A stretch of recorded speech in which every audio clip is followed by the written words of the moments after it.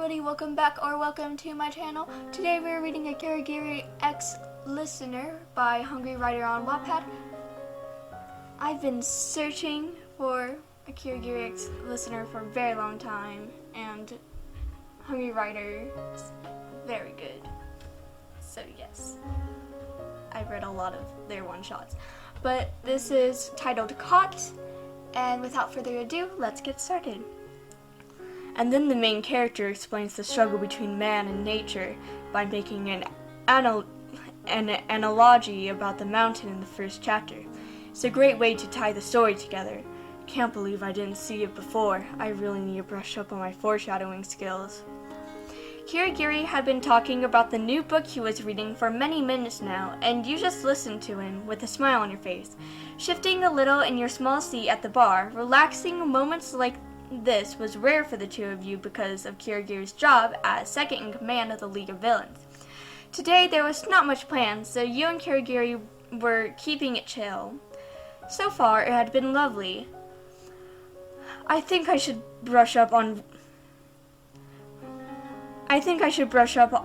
reading some classics. What do you think? He asked you. You nodded. Yeah, I think that's a good idea, but haven't you read a lot of classic books? Maybe. I'll reread them. Oh, your coffee's ready, he replied, sliding your coffee mug over to you from across the counter. You thanked him and took a small sip of the hot drink, which almost immediately made you feel more awake. We should start that book club. Do you think Dobby or Toga would be interested? We should start that book club. Do you think Dobby or Toga would be interested? You said, half joking. Kurogiri chuckled, probably imagining what a weird book club that would be. Why? You never know if they'd be interested in fine literature. I guess, he remarked, before his phone started ringing in his pocket. Maybe it's Dobby, who most definitely wants to join our new book club. Yeah. Kurogiri answered it, his voice cheery and light, but once he started listening to whoever was on the phone, he became silent and serious. Something was wrong. Alright, I'll leave now, thank you. He hung up and sighed loudly like he was frustrated. What's wrong? Is something happening? By that, you meant was something bad going to happen, and Kurogiri would have to leave you for days on end. Yes, there's a mission in the mountains that suddenly needs my help. I'll be back as soon as I can, Ryan, he said, going to retrieve his coat from the coat rack behind the bar counter. You looked at him pinching the skin of your palm with your thumb. You were getting a bad feeling about this. Don't go, Kuro. Stay with me. I don't think this will be good. I'm just getting a really bad feeling about this. Why do they need your help so soon? You asked him, and he stopped to look at you. Then the purple mist that surrounded his body dissipated, and you stared at his uncovered face. His sharp yellow eyes looked at you with what looked like sadness and resignation. He ran one hand through his neat purple hair and sighed. You knew then that he was going on this mission, even if you didn't want him to. Ryan, the League needs me. I need you, you replied, trying your best to make your voice not break. He stepped out from behind the counter and pressed the back of his hand to your cheek. You turned away from him, eyebrows furrowing with anger. Don't. If you're going to go, just leave. His lips pressed into a tight line and nodded. I'll see you soon then. He opened a purple portal and warped through it, leaving you behind to think about what had just transpired between the two of you. The coffee had gone cold. It had been a full day without hearing anything from Kurogiri, not one text or call like he had just dropped off the face of the earth. But then Shigaraki came into the bar. You couldn't tell what the expression on his face was because of that damn hand covering it, but you could tell he was tense. Ryan, I've been looking everywhere for you. Our new hideout is much safer. Why are you still at this bar? Kurogiri and I came here sometimes when we're free. How'd the mission go? He hasn't texted me, so I assume he's pretty busy. Actually, he got caught by Gran Torino. I wasn't there to help him, but don't worry, this is all going according to plan. You took 2 quick steps forward, the slim man, and your hand shot out to wrap around his throat. What the hell do you mean is going according to plan? How dare you have no right to put Kiro in this kind of danger? You pushed him away with a grunt, and he rubbed his throat, coughing a bit as he did. Kurogiri's going to the same prison as All for One, and he's going to break him out. That's the plan. Fuck, if anything happens to Kuro, I will tear you apart until there's nothing left. Do you understand me? You screamed hoarsely. Your head started to feel light, like you were going to pass out. I can't believe this. I can't believe that I was angry at him when he left. What if I never see him again? He will, I promise you that, he replied. Plus, if you're so worried about him, you could always help me out with the admission. It's a lot of work trying to get blueprints of the prison, plus we could use an undercover presence on the inside. You paused and stared at Shigaraki. Would you risk everything and become a real villain for Kurogiri? He would do the same for me. I know he would. He wouldn't even hesitate. Alright, I'm in. Shigaraki had convinced you to help him with his prison break plan by using Kurogiri against you. Now you were really involved in it. You got a fake idea so you could get into the prison easier, a wig and colored contacts to make you look different, and an entirely new resume. You are now a professional therapist that specialized in rehabilitating prisoners. Basically, your identity was turned on its head so you could go undercover to rescue your boyfriend. You had already gone to the prison aptly named Tartarus a few times already and pretended to work. But really, you were trying to figure out which cell block Kurogiri was in so it would be easier to see him. Today was the day that you were going to make contact with him. You hoped he wouldn't be angry with you for doing this. He never really wanted you doing villain work like this. He was fine with you staying on the sidelines where it was safe, but you knew you had to take this risk for him. You only trusted in yourself to make sure he could escape the prison without a fight. Don't worry, Kiro.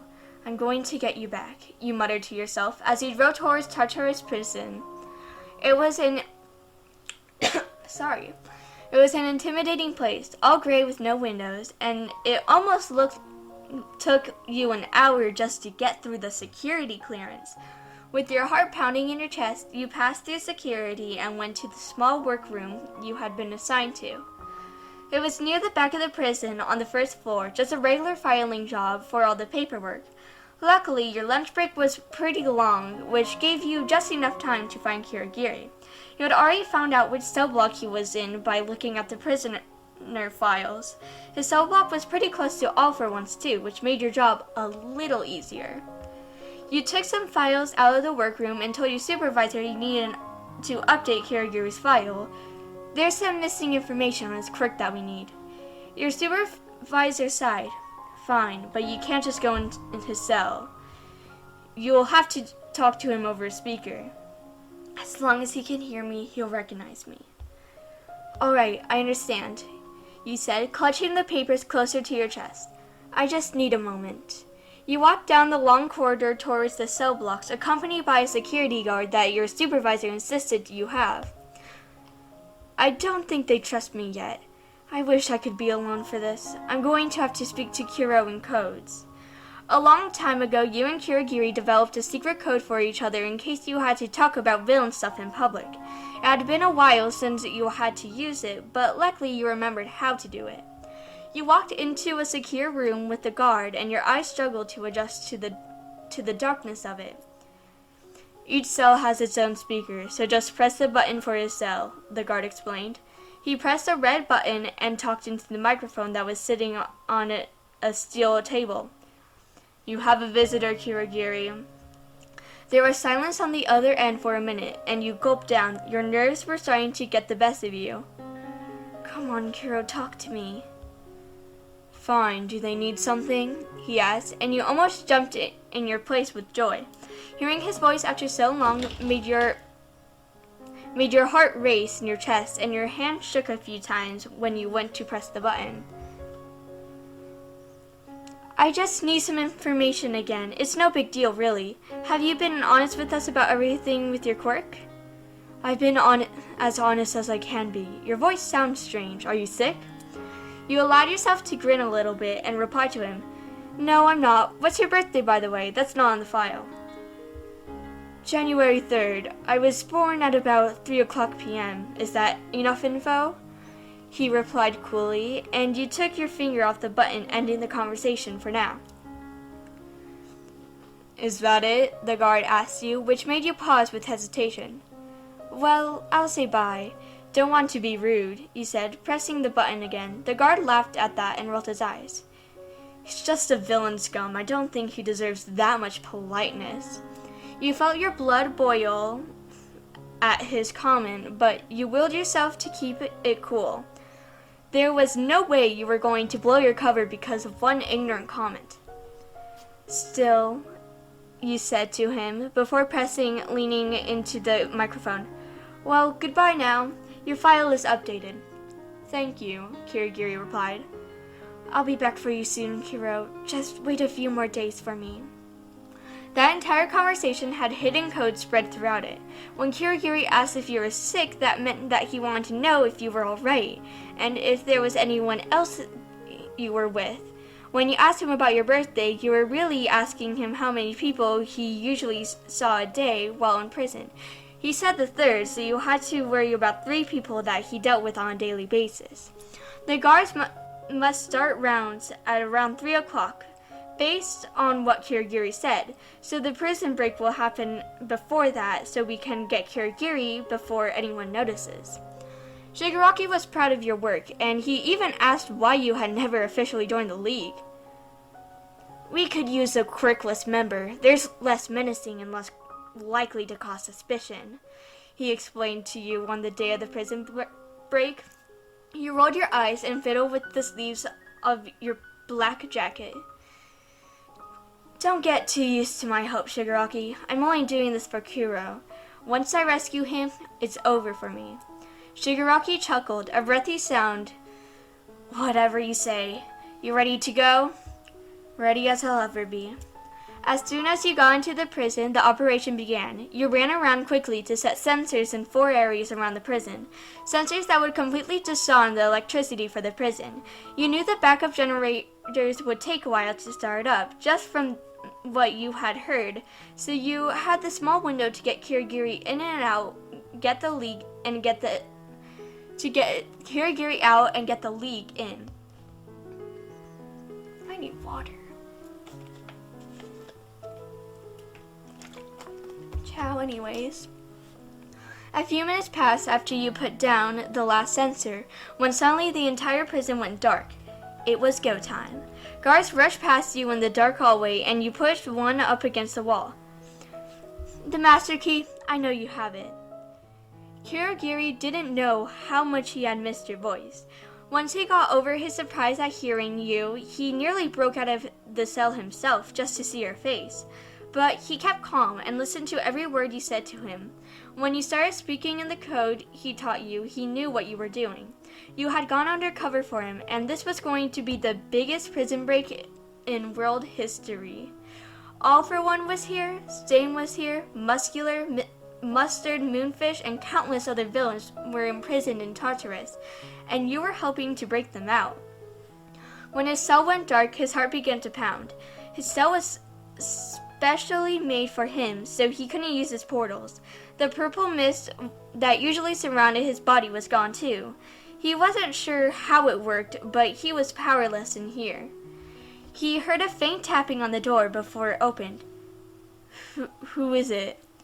Don't play pretend, my dear. You know exactly who it is, you said to him, a light laugh escaping your lips. Removed the handcuffs from his wrist with the key and smiled at him.